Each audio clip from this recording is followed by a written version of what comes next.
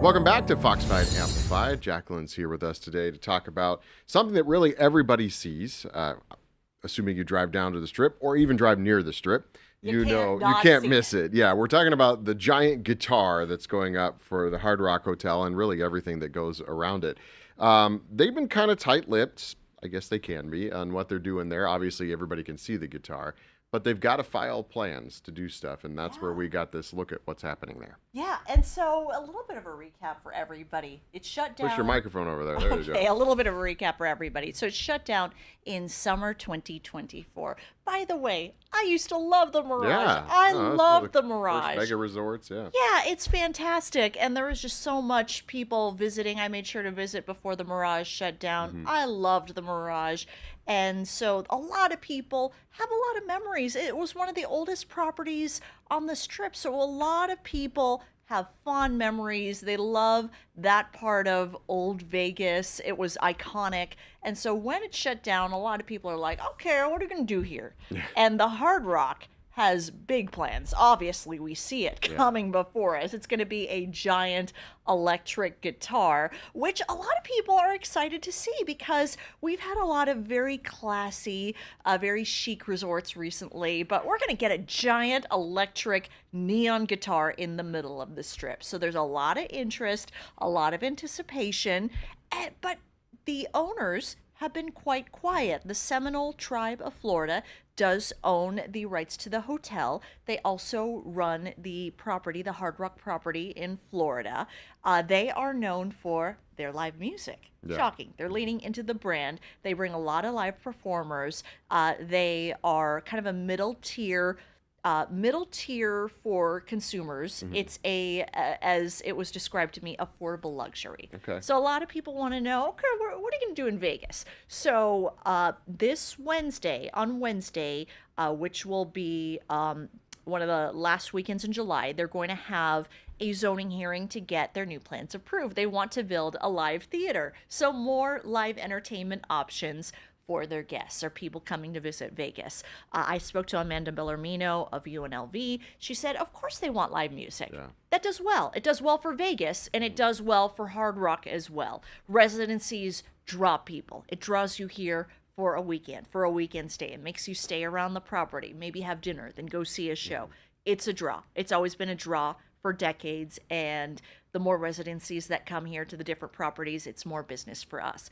She also notes, yes, there can be live performances, but what about sports? Mm-hmm. There can be sporting events too. There could be various events, convention events. So the Hard Rock had to submit plans. It's going to be a 5-story theater, and there's going to be a karaoke room on the second floor. I made a joke to you yesterday. After a concert, I want to hear myself do karaoke. Yeah. But it might be fun. But you're always hyped, after you go to a concert, you want to put that person's music on or that band's music on. Now, the size of the theater, it's really not that big. No.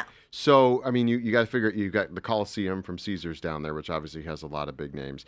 So, I mean, you said it's kind of that middle tier. So we don't know what kind of acts are going to be in there, but maybe they're going to kind of fit that. There's a couple thousand seats or something like that. 2,000 seats. I want to say the Coliseum has about 3,000. Yeah. I've been to a number of shows there. Generally, the Strip properties don't have that big formats, with the exception of perhaps Michelob Ultra, which has about 10,000 seats. Or T-Mobile. I was trying to get my dad to see Journey there.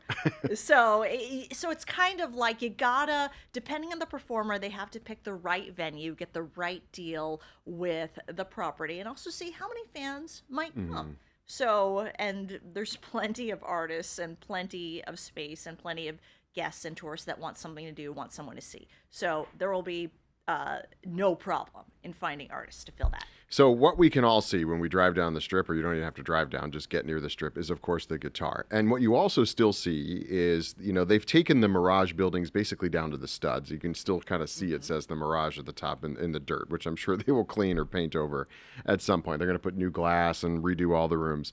So I think the number was 3,600 rooms or something, like 3,800 rooms in the old building, and then 600 and something in the guitar itself. Exactly.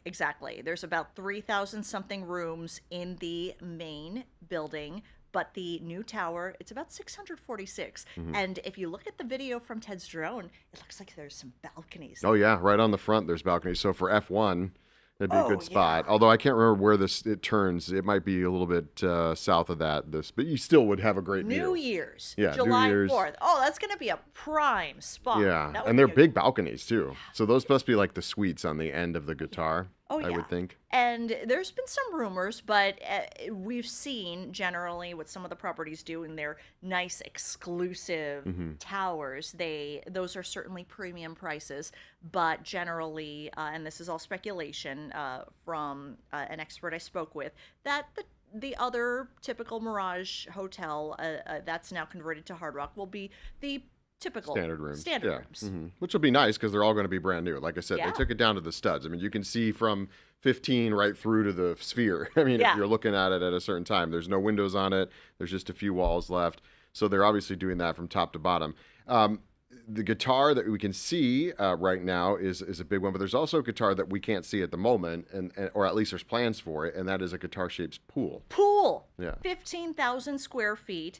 In addition to the regular pool on the property, which is 30,000 square feet. Why not? You can't I'll probably have live music by the pool. I mean, the day club thing, that's kind of the new thing. Well, not even new. Bellarmino told me, she said, don't be surprised if there's not a new day club or live music. Oh, probably.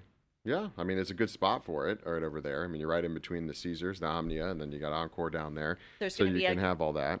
And again, this is not from the property itself, but this is all from documents submitted to the county. So basically, they have to let the county know some of their blueprints, some of their plans. Granted, everything might be subject to change depending on as construction goes along or when the building's finally filled out with items, but there are plans on the blueprints for a guitar museum. And a lot of people are excited for that because that is the Hard Rock brand.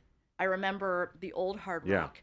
Which is now the Virgin. Yeah, which was the old owned by Virgin. I remember just walking through and seeing all the memorabilia, and I loved seeing that.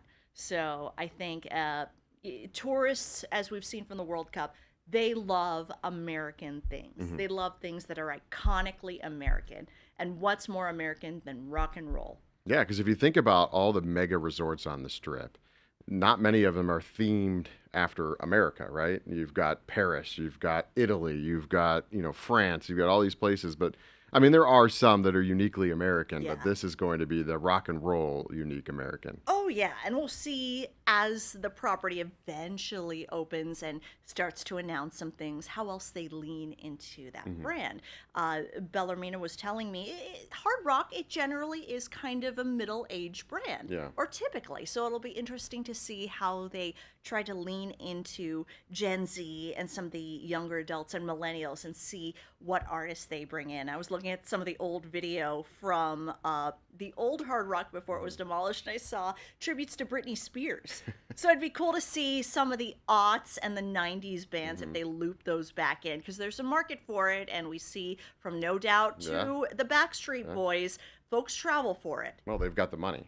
Yeah. They're old enough to have that. And I mean, back in the day, now, correct me if I'm wrong, there is a Hard Rock Cafe on the Strip, right? The other end of the Strip. Now, do we know if that will stay open? They'll have another Hard Rock Cafe in the building? Different ownership. Okay. So Hard Rock is kind of distributed its ownership, and the Seminoles own the hotel brand. There's other brands that own the cafes, which is a fantastic cafe. I've been there for live events.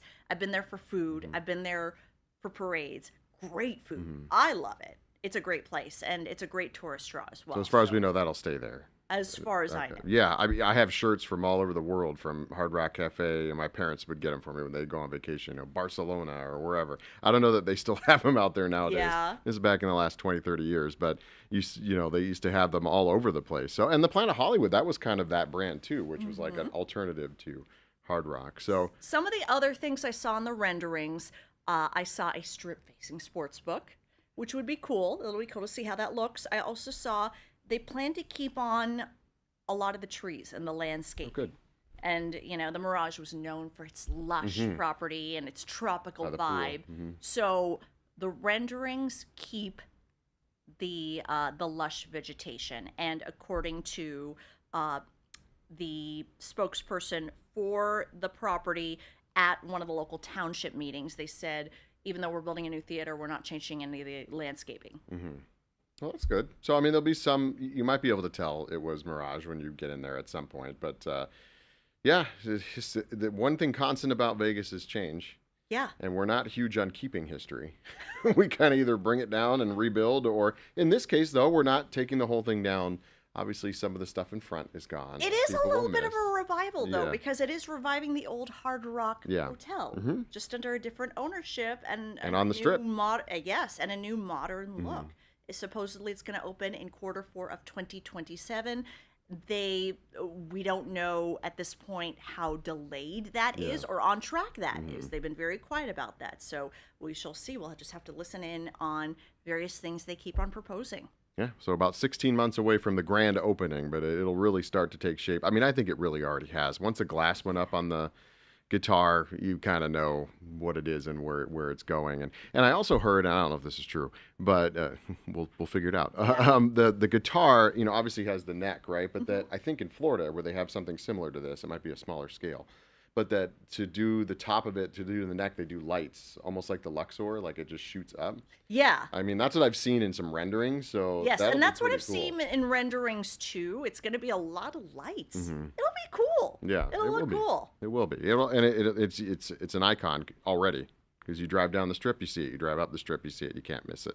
And it's right on the corner there. So, all right. Well, we'll keep track of what's going on at the meetings there. That happens in the next couple of weeks. And then maybe we will update folks on what's happening there. But that is, if you want to see Jacqueline's story, it's on fox5vegas.com and Fox 5 Vegas Plus. And we'll see you next time on Amplified.